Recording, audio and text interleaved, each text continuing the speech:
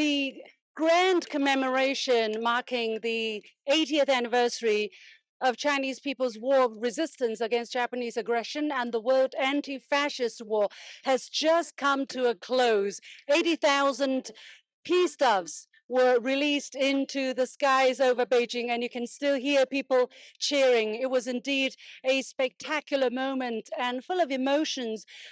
Chinese President Xi Jinping gave an important speech at the beginning of which he paid tribute to the fallen soldiers. He paid tribute to all governments and individuals from other countries who have helped China secure its victory against Japanese aggression. I thought that was a very important message to send out at the beginning of the ceremony. And then he also talked about the world being faced with a very similar challenge as 80 years ago, meaning the choice between peace and conflict, the choice between dialogue and division, the choice between win-win and zero-sum mentality. And he pledged again that China's choice is very clear, is one of peaceful development. And then in the military parade, the whole square, I would say, were extremely fascinated. I would see people, I joined people, I see them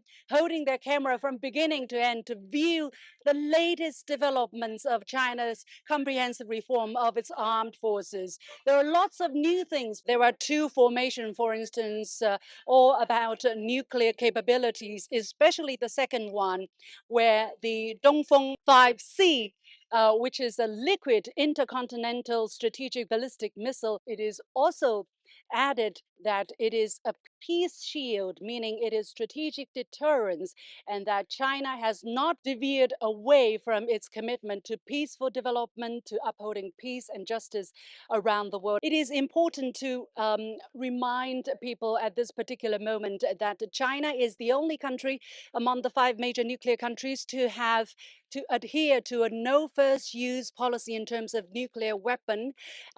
China is also unequivocally committed to not to use and not to threaten to use nuclear weapons unconditionally. China is the only country in the five permanent members of the UN Security Council, or the Nuclear Five, to make this pledge. So although the weapon was formidable, was jaw-dropping, what we saw today, but I think the message overall is clear. China has gone stronger, but it's committed to becoming a force for good, and it wants to uphold peace and stability, not just for itself, but for other countries, especially developing countries around the world.